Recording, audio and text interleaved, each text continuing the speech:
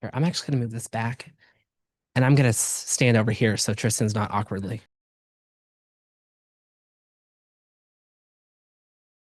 Test 1, 2, 3. JT, can you hear me? Okay.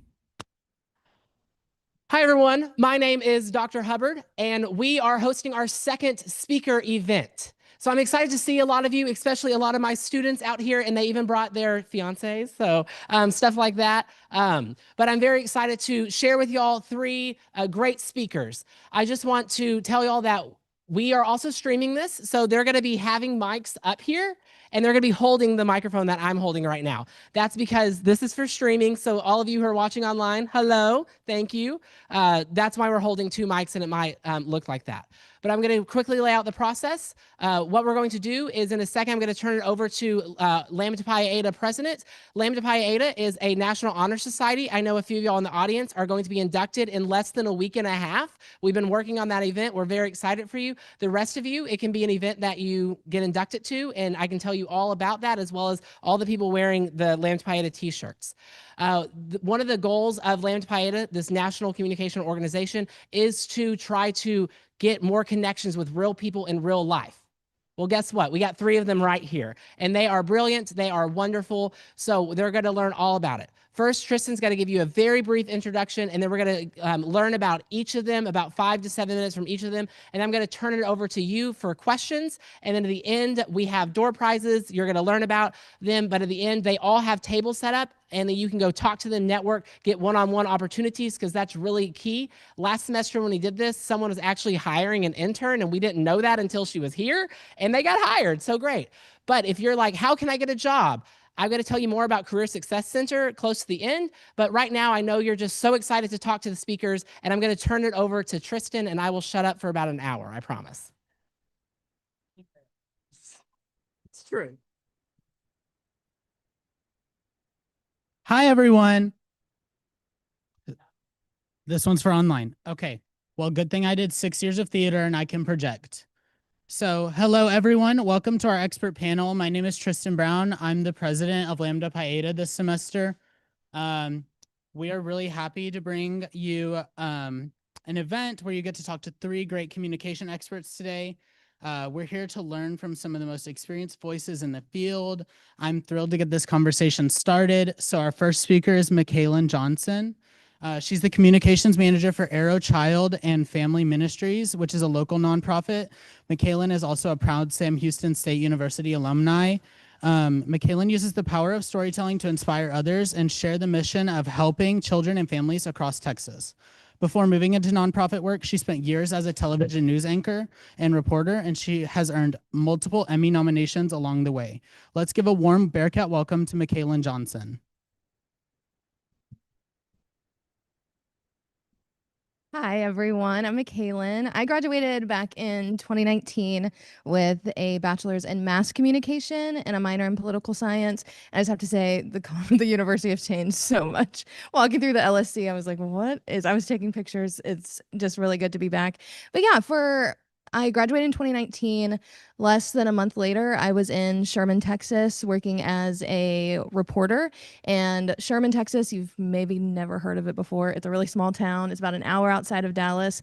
And we covered northern Texas and southern Oklahoma. So I was going between the border maybe 2 to 3 times a day. And at that job, I was covering anything from a small festival to talking with our Native American tribe chiefs on a daily basis. So lots of different stories told there. I was there for about 2 years, worked my way up to be the weekend anchor and weekday reporter. And then from there, I went to San Angelo, Texas, did the same thing there, was a weekend anchor reporter. And that took me to my last job before Arrow. I was a morning anchor and reporter in Little Rock, Arkansas. And that's the thing about news, it takes you to all kinds of places. You're contract based, and so you're hopping around, you're on a contract, and then you're moving your life to a new place, but you're meeting so many new people, and you're learning how to communicate their stories to a wide audience. And so met a lot of people, told a lot of stories there. But I was in Arkansas for 3 years, and that one was crazy because morning reporter, that meant my alarm went off at 1 o'clock in the morning every single day. And so that was really fun. It was an adjustment, but it was one of my favorite experiences because in mornings you get to tell the lighter news, but you also have to tell those harder news stories too. So there's a wide array of information that you get to tell, and it's just really fun. So that one, my contract ended January of this year, and I moved back home, and I'm now the communications manager at Arrow and also Arrow Child and Family Ministries. And Arrow is one of the state's largest child placing agencies. So we deal with foster care, adoption, and we also have schools in Maryland.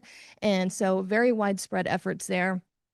But I think the big thing about transitioning these two careers is that the skills as a journalist and a communications manager, they are so transferable. The big thing is I learned how to communicate things in a time limit. There's breaking news. You have to be able to digest information and give that back to an audience and make sure that they understand it clearly.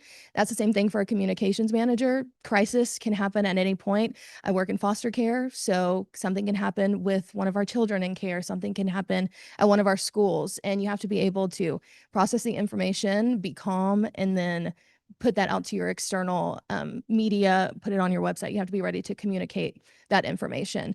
I think another thing is clarity, being able to have these big ideas, or if I was in news and I was talking with one of the chiefs or the governor of Texas or a senator, they're telling these topics that you need to digest and be clear for your audience. And that's the same for being at Arrow as a communications manager. Not everyone knows the inner workings of foster care. I didn't whenever I made the transition. So I've been there for, if I can do math, I'm going on 8 months. And so the transition is still happening. I'm still learning, but the big thing is, again, I said this, the skills are transferable. I'm telling stories every single day.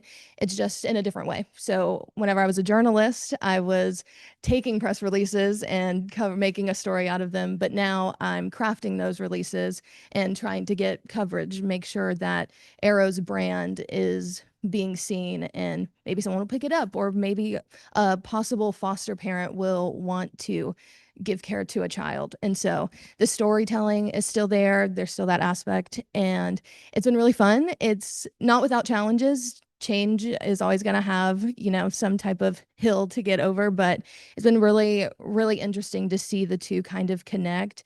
And I'll say it again, just storytelling is the biggest thing that I think you can take into the comms field, being able to communicate with your audience in a human way. And empathy is a really big thing, whether you're a journalist or me as a comms manager now, is telling that human aspect. People want to get the human side of you. As an anchor, you can't just be a talking head, and they want to feel the human aspect of you. And then in a nonprofit, that's how you get your awareness, by telling the stories of the people that we're helping at Arrow, but then also we're connecting with people to try and get them to foster a child or learn more about how to give and all those things. But it's been really fun. It's been 6.5 years just doing this storytelling career in 2 different ways. And so it's been really fun and just learning a lot of things. As for networking, I will say that journalism to communications, people, they leave the industry all the time, journalism, and the big thing is that everyone says communications. That's basically the direct pipeline for a lot of journalists, is to get into that because those skills are so transferable. And so I think just knowing that what you learn here, if you don't go into a comms role, if you're telling those stories and you're just practicing writing and doing those different avenues, different things, it can connect. And you'll figure it out. I'm figuring it out right now every single day, telling stories in a different way. But yeah, that's a little bit about me. Yeah.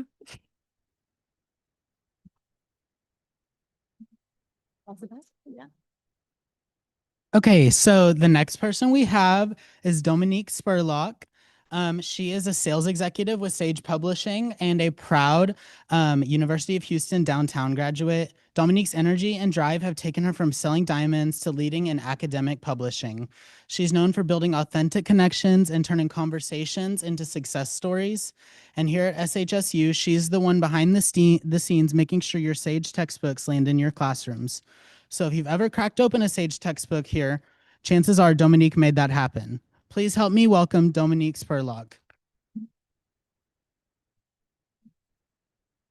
Hello, my name is Dominique. I have been a salesperson my entire life. And when I say that to people, they laugh and they think it's funny, but I have been.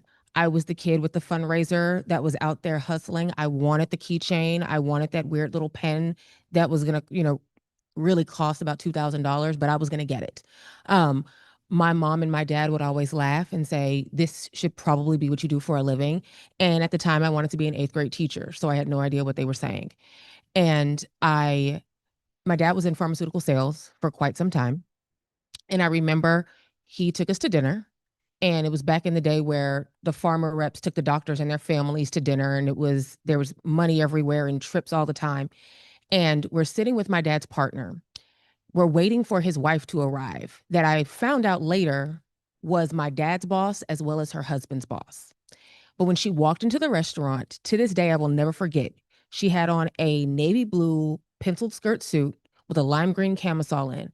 And she walked in the door and looked like she owned the entire place. And I looked at my dad and I said, I want to be her.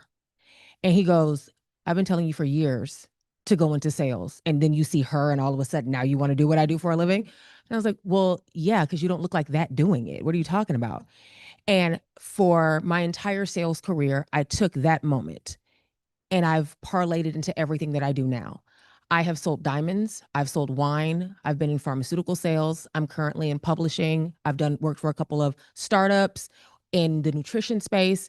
I've sold medical tech. But everything for me has always been about nonverbal communication. What are you saying when you walk in the room before anybody else has a chance to talk to you? Do you like what people think about you when you walk into the room? And if you don't, there's something you need to change about that. For me, that is that first form of communication as soon as you hit the door. Then you speak. And what are you saying? Are you saying something of value? Are you saying something of interest? Are you saying something that's going to get a conversation to continue to go? And I think that's where a lot of people kind of miss the mark is you have what you want to talk about already, but what you want to talk about is not necessarily what wants to be heard.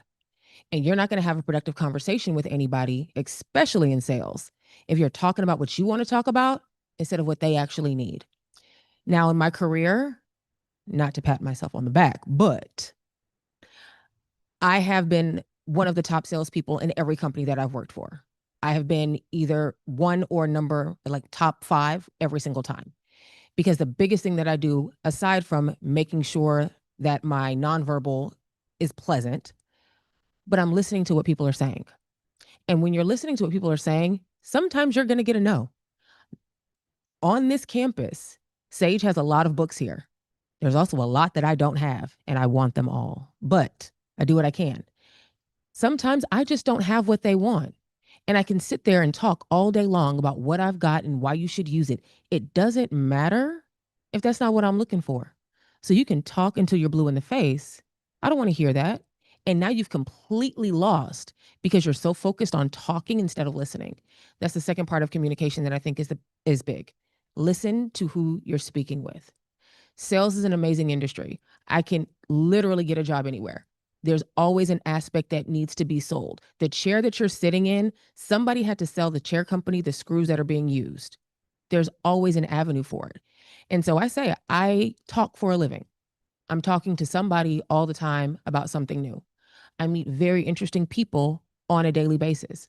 I do things like this, but I also take the same attitude when I take myself out to dinner every Thursday. And I sit at a bar by myself, order my dinner, and I'm talking to whoever's around me. The connections that I've made just in my regular life happened because I was willing to have a conversation with somebody when you're not usually ready to do that. I have 2 little sisters and I've got 2 little nieces right now. I've got a plethora of friends with young kids, and they'll ask me, what do you think that, especially now, people should do? At least once a month, take yourself out somewhere. No AirPods, put your phone down, and actually look around and strike up a conversation with somebody that's near you. Because when you strike up that conversation, a lot of people want to be talked to, but no one is starting the convo. It helps you form your communication skills. It helps you reconnect with people. And I promise you, you never know who you're going to meet by just saying, hi, how was your day? And waiting for them to answer you. There. All right, thank you. Okay, so our final speaker is Nicole Pope. She's the External Communications Advisor at Chevron Phillips Chemical, and she's another proud Sam Houston State alumni. Nicole is also on the CHSS Advisory Board representing the Comm Studies Department. Nicole helps bring her company's story to life through strategic communication, community engagement, and media relations. She's passionate about using authentic, meaningful messages to build trust and connection. Let's all welcome Nicole Pope.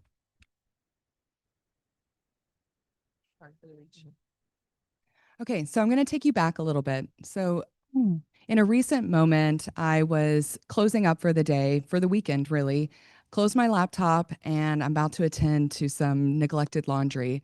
And I get a call from a Bloomberg journalist inquiring about some recent company changes. I had about 10 seconds to put together a verbal response on behalf of a global petrochemical company to a nationally ranked media outlet. And I sat in that for a minute, and it took me immediately back to 10 years ago when I was about to walk across the Sam Houston stage and receive my certificate. And I thought about the time as I was approaching graduation where I really didn't know what was going to come of my career, where it was going to take me, or the moments in between. And that's really what I want to harness on today is there are these little moments in your life today, in your career, in your journey that are going to carve these really specific directions for you. So I think my first moment really happened back in freshman year. I had the courage and the confidence of choosing a career as if I was throwing a dart blindfolded. I literally had no idea what I wanted to do, no direction whatsoever. I even hit my sophomore year and I still had no idea. I had a second degree. I had already changed my degree again, I should say. And I sat in a public speaking class and my professor said, "You should look into communications. You have a gift." So I changed my degree again, third time, and the universe started opening these doors. And that was a very iconic moment for me. I started connecting with my classmates. I was engaged in PRSSA. I had amazing professors that were helping me along the way. And one of those professors was a business communications professor. She had an opportunity that she presented to the class for an internship opportunity. It was with a company I had never heard of. I had literally no idea what they did, and it was with Chevron Phillips Chemical. So I had called my mom that night and I said, "I have no idea what I'm getting myself into. What do you think?" She said, "What's the worst that could happen? No matter what, you'll learn and you'll be able to grow from it." Fast forward to 2025, I'm about to hit 11 years with the company. I've done everything from community relations, social media management, digital communications, executive communications, external communications. I've worked on projects like redesigning our entire corporate website. We rebranded the company website, the company branding. We also we were a part of the team that crafted the tagline for the company. I've been able to travel across the nation with our executives, helping prep them for speaking engagements, working with the media. I've launched global digital platforms to be able to help communicate to our employees. And my current role is specifically within external communications. So that is working with the media. I'm on the crisis communications team. I help build talking points and speeches for our executive and our C-suite team. And I also manage our website. So I think that breadth of experience is very similar to, or I find similarities between that and my time at SAM and in college. It was really identifying those critical moments, looking for opportunities that you can take advantage of, building a network with your professors, your classmates, your colleagues in the future, no matter the seniority level. And I think trust, Communications goes far beyond writing, and we've heard that from the other speakers. It's about clarity, it's about transparency and trust. Not only the company reputation or the company brand, but trusting your colleagues, getting trust from an executive on writing on their behalf, trusting my clients and them trusting me when we have updates. So I think the whole point that I'm trying to make here is this is the foundation, and what you're doing here and what you're learning here is propelling you into a career. So no matter which direction you go and no matter how confident you feel, because I didn't know what I wanted to do in college, I definitely didn't know what I wanted to do stepping into corporate America, but there are these doors and windows that will open up for you and people who will take a chance on you that start building those blocks of understanding your skill sets, understanding where you excel, what you need to work on, and what you want to do. I think one of my questions as we were walking here was, how long did it take for you to figure out your niche? And I mean, I'm still figuring it out, and that's 10 years or almost 11 years. And so it's a constant learning curve. We are evolving. We are always growing. So I implore you to take that into the next steps of your communications degree and your career following. Thank you. All righty. Thank you all so much. I feel like I've already learned a lot from like what you guys have said, and it's definitely like very insightful to see that like when as you near the end of your college journey, it seems like it's going to be all right. So now we're going to take questions. If you would like to submit a question, you'll use the 3-question form. There should be a QR code on your program. And so you'll scan that and you can submit them that way. We do have some preloaded, so don't stress out. Okay, so.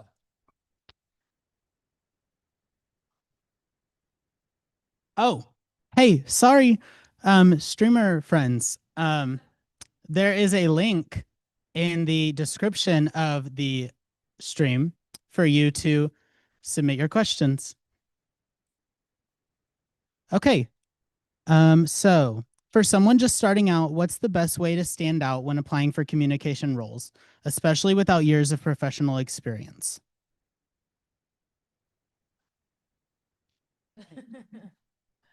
I think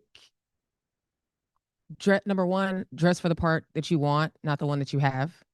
I very rarely wear black to a job interview because everybody's going to be in black. I'm going to be in a color. So whether it's great or I bomb, I was the chick in the green jacket. I was the one in the pink jacket. I was in something that made you stand out a little bit. I strongly believe in color theory. So for me, like sales jobs, if I'm going into a sales job, I'm wearing red or I'm wearing blue. They're power colors. It looks like I'm about my business. When I was in pharma and I was going into a doctor's office, if I was going into an ENT's office or a dental office, people are nervous. I'm wearing a pale green. I'm wearing something soft. If I'm going into a cardiologist, I'm wearing black because they're already stressed out enough. I'm not trying to give anybody else in the office a heart attack. Like you kind of have to know where your thing is. Confidence is key. I heard somebody say years ago, confidence is the one thing that you can fake and nobody knows whether or not you're telling the truth. Pretend that you've got the job already. You know exactly what you're talking about, but also be honest. If you are asked an interview question and you do not know the answer, say you don't know the answer. Don't try to make something up. That'll make you look crazy.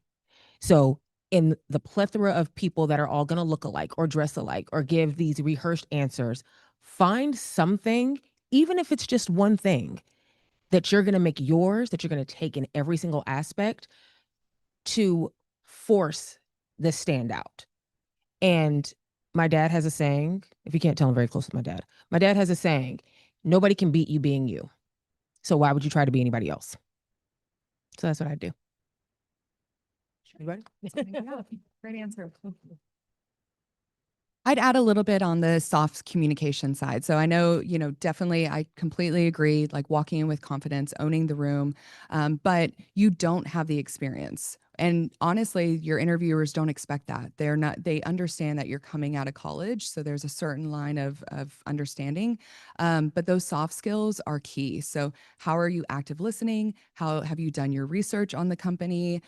Being able to tie into their activity on social media. If you're stepping into a specific industry, looking at industry markets, looking at how we're seeing perhaps the community around them responding to the company.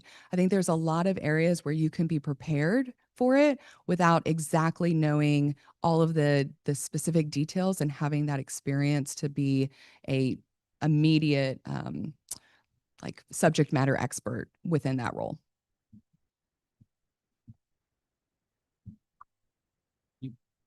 Not something. So I was, I changed my mind mid there. So I was just looking for a job, and that's 8 months ago. And so I build off of that is know the job that you're interviewing for, and confidence is key, and people can feel that off of you. And so for me personally, journalist, I had to know what I was talking about, be an expert in a short amount of time. And I've taken that even through journalism jobs, interviewing that way, and into communications is I know the job. I did not know a lot about foster care, but in that interview, I knew everything about the company, when they started, who was on the board, who was executive leadership, and I had a plan. I'd like to go in with a 90-day plan of how I want to impact the company. How am I going to make a difference in those 90 days? And that was really big for communications, building a plan for Arrow for me. And so have a plan and communicate that and be confident is the big thing. Alrighty, thank you guys so much. Okay, so we have an in-person question from Trace Hans. He says, what was the biggest obstacle you had to overcome?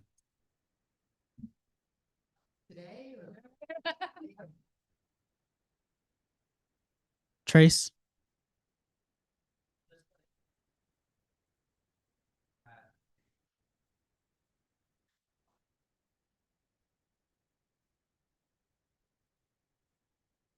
Biggest obstacle, I'll start.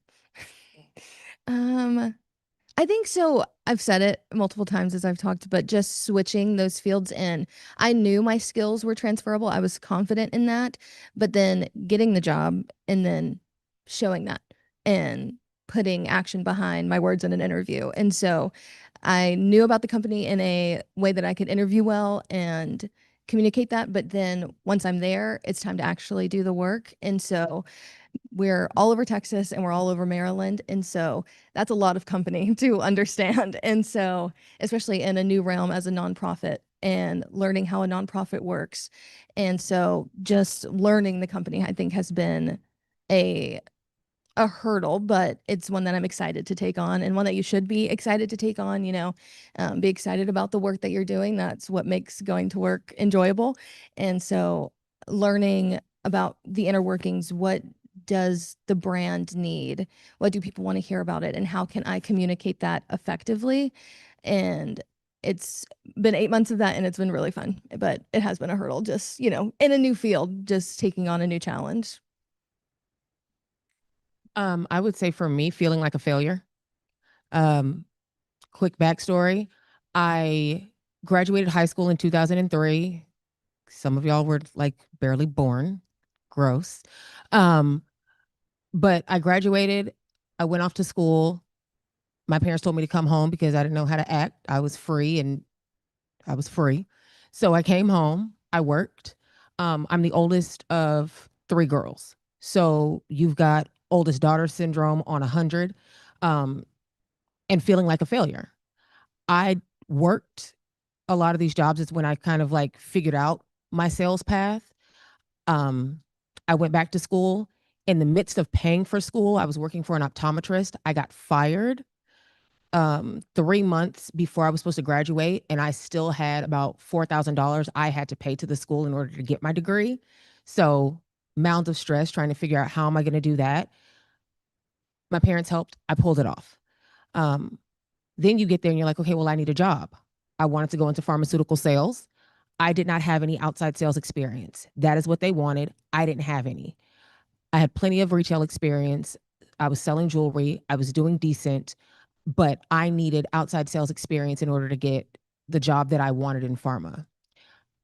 I took a significant pay cut. And when I say significant pay cut, I went from making about $60,000 a year to making $14,000 a year. Yeah, that sounds crazy. $14,000 a year while I still had I still had an apartment that I had to pay for. I still had a car note that I had to pay for, but I needed the outside sales experience. And that's when I started selling wine. Everything else I did was based off of commission. So my salary was $14,000 a year, but I had to sling some cases of wine to live. I told them when I got that job, I said, I don't plan on being here longer than a year because that's the number of experience that I need. They said, okay, but you'll probably stay longer because that's what everybody else did. I ended up making $55,000 that year because of how much in commission that I made.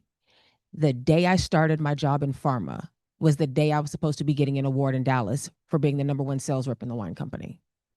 That transition right there was the hardest for me because you really have to humble yourself when you're making $14,000 a year with a car note and rent and lights.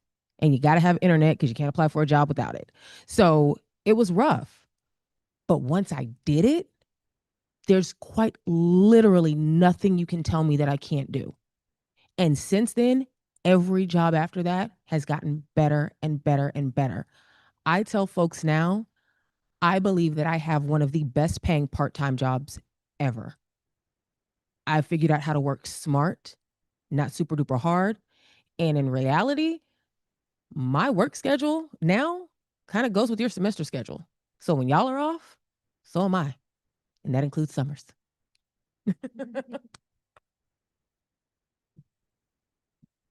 I think those are great pieces. The only thing I would add is there's going to be a moment of imposter syndrome. And I think that is an ebb and flow in your career. So just kind of be mentally prepared for that.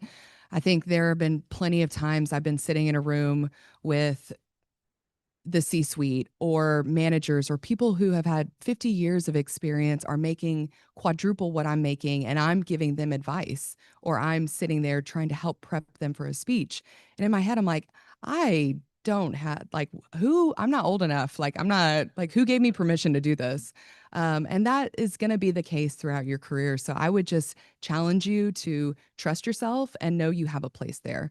There is a reason that you are where you're at, not only in your stage of life right now, but for the future, your future self, and you deserve that. So in those moments where you start to question your worth or someone questions your worth, push back, have that confidence, stand tall and proud and own what you're doing because you have expertise that the world needs.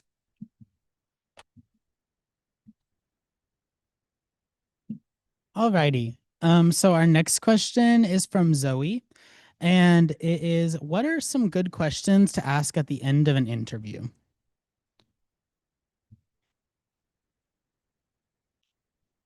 I have the ones that I always say.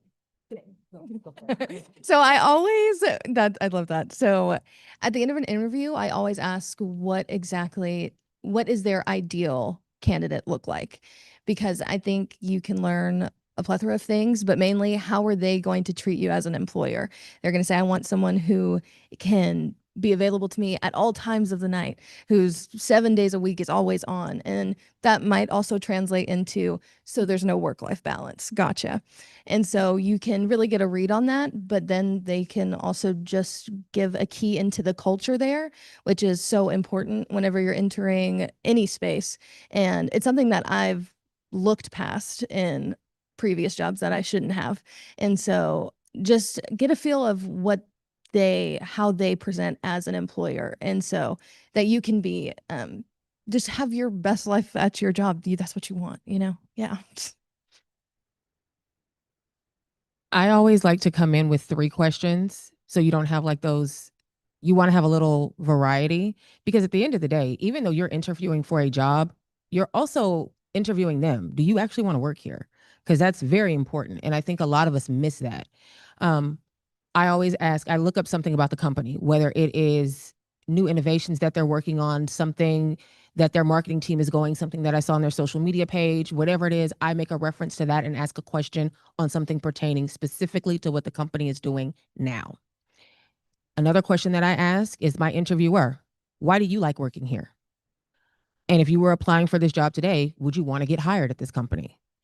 Tell me why you like working here, because you've been here for so long. Let me know. It's one of the things I loved about Sage. When I asked them that question, they were like, oh, we love it here. They gave me a long list of reasons. And everybody at the company, with the exception of the new hires, has been there for 5, 10, 15, 20 plus years. So it's like, oh, y'all actually really like being here. So I want to be a part of this too. And then I end an interview question, in the interview with, have I met all of the needs for this position? And make them answer you. And if they say yes, say, okay, great. So since I've met those qualifications, what is the next step in the hiring process? Because you've already said I'm good enough. So tell me what's next and when I can expect my first check. If they tell you that, well, no, you're missing, we're looking for somebody that has this or somebody that has that. Whatever they're saying, if you've got that, expand on it and say, okay, well, unfortunately, since I seem to miss that in the interview and didn't explain it well enough to you, and then tell them why they want to hire you. Tell them why that thing that they think you don't have, you do have.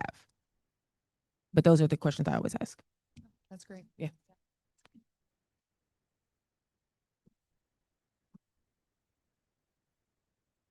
Alrighty. So our next question is from Anonymous. Ooh. And they're in person. What's the biggest thing you can recommend a college senior to do to get their foot in the door right now?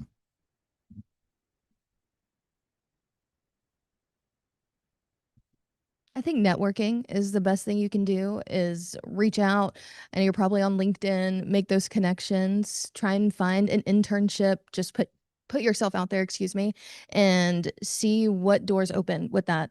Having a conversation, you mentioned that earlier, with just someone out of the blue can lead to so much. And so just be confident in reaching out to someone. That can be really hard in this day and age to strike up a conversation, but I think networking is the biggest thing you can do. And that can lead to a job. It can lead to so many different things. Yeah. I would just add, especially for me, when I stepped out of college, I had no idea whether I wanted to do corporate America, if I wanted to do a PR agency, if I wanted to stay in the Houston area, if I wanted to leave. And so a part of that networking is also making those connections and seeing what's out there. I think Sam Houston does a great job in helping get you there, but there's still so much to uncover. I had no idea what the petrochemical industry was, nor that I actually would have been working in it. So it's just trying to find and learn about different opportunities in communications. Especially the three of us here have very different career paths. So it's making those connections, talking to people like us, and then whatever you find interesting, just go for it. Start immediately, like full send, because that's the only way you're going to start learning. And then it's going to be like a snowball effect. And to add to that, I'm a big believer in putting your face out there. Like, people need to actually meet you, shake your hand, speak with you.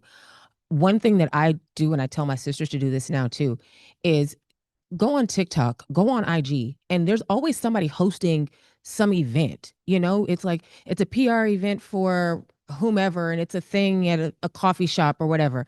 You don't have the job, but the people are going to be there. Go get a cup of coffee when they just happen to be there. They don't know why you're there. I think Zendaya said it in an interview one time. She said she was not always invited to the party, but she dressed well. And so she made sure herself look like she belonged at that party, and then started getting invites to the parties. So just show up. There's always something going on. It'll be fun. And if at the least you'll get a good cup of coffee and you can have a conversation with somebody, but you never know who you're going to meet. And a lot of times it's a lot of people doing the exact same thing. They're trying to find a reason to connect with somebody. Be there. Just be there.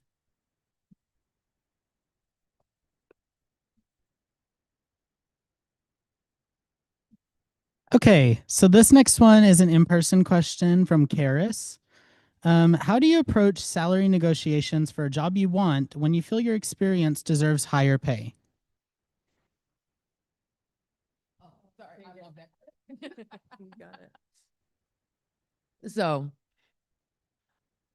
a lot of places now will post ranges. And this is the most terrifying part of a job interview to me. It is very scary because you have to have some kind of gumption to say something. They tell you what the salary range is. You've got the job. You're excited. You're like, I'm getting there. I'm in there. I've made it. They're offering me the job. And then they tell you the salary and you're like, okay, wait, no. I heard somebody else say it and then I said it in an interview or at a negotiation. And I thought I was going to puke after I said it. I was like, I cannot believe I just said this to these people. They offered me a salary that was about $8,000 less than what the range was. And I said, I'm very excited to work for your company.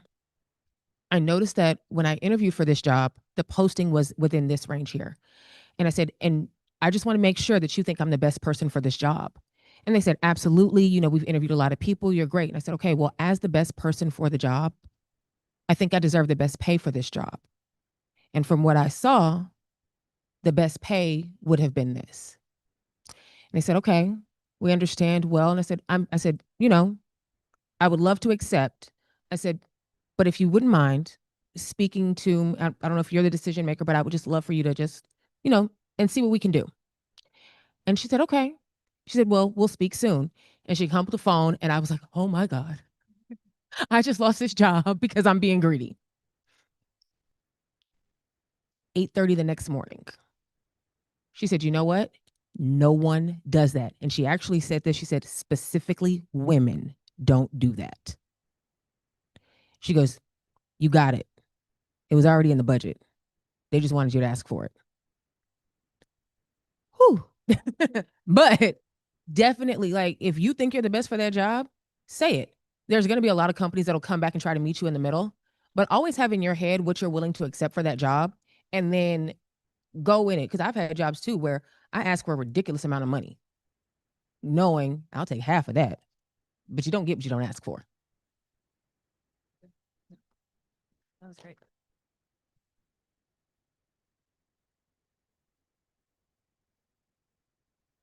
Okay. So from streaming, we have a question from Hannah. I'm sorry, Hannah. I don't know how to say your last name. What are your favorite aspects of the communications field and what parts are the most challenging or least interesting to you? I think for me in a nonprofit, and I'm dealing with families, C-suite in Maryland, different schools, and my favorite thing is the people.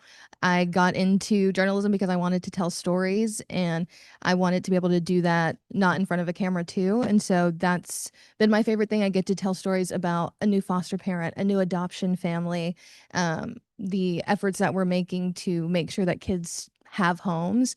And so that's my favorite part. Least interesting, uh, maybe all of the Teams calls that I have to be on now. We really didn't do that in news, and now I have maybe 4 meetings a day, and we're talking about a Christmas party that's 2 months away. And so having to belabor through that is probably the least interesting, but I'm really happy where I'm at and thankful for it. But yeah, maybe Teams meetings, all of them. I think what I love most about my job is storytelling. Yes, there's a learning curve, I would say. So, for example, I was given an assignment a couple months ago. It was a last minute thing. We had a senior leader traveling to Alberta. And so Alberta has a very predominant petrochemical ecosystem there. So he was going to speak and he was going to talk a little bit about forecasting on Alberta's economic impact to the petrochemical industry and a company with the Gulf Coast. So I had to write his talking points and I was like, I like literally know zero about Alberta. I know zero about like their petrochemical industry. I was like, I have no idea what I'm supposed to be writing about. So it's very deep learning curve that I think communications gives you a great constant challenge of. And that excites me the most. Like, I love being able to step in and being like, okay, this is not at all what I learned, but I can't wait to become a subject matter expert and then to be able to coach someone on how to present that in a storytelling way. So I think that's my favorite part.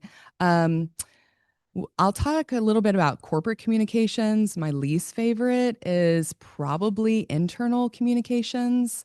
It's great because you're needing to communicate to your employee base, which there are gifted communicators that excel in that route, and I give them a lot of praise, but that doesn't entice me. I'm more so of the mindset I'd like to give to the bottom line, and that's really that brand reputation as it steps outside of our employee lines. And we're looking at media, we're looking at the fellow industry competitors, we're looking at even like legislative government bodies, and then also the brand and the reputation behind the leaders that speak on behalf of the company. Oh, like, I guess for me, I'm pretty independent in my job. I don't have to, like, I have my bosses that I speak with once a week, but generally it's me in my car and a good podcast going from place to place. So I get to be pretty independent on a daily basis, which I like.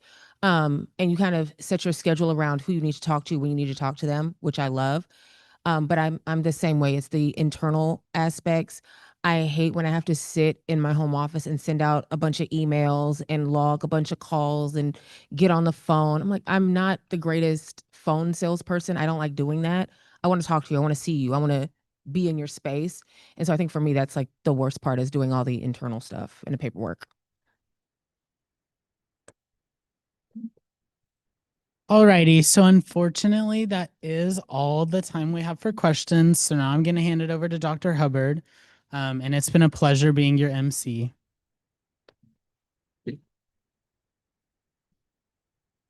First off, thank you all for the warm round of applause for me. I haven't done anything yet. So I want to be the first to thank our 3 brilliant speakers. So can we give them one round of applause again? I would probably ask for that a few more times. But first, I want to make a few announcements. One, if you are streaming and you're like, how do I contact these people? Email me.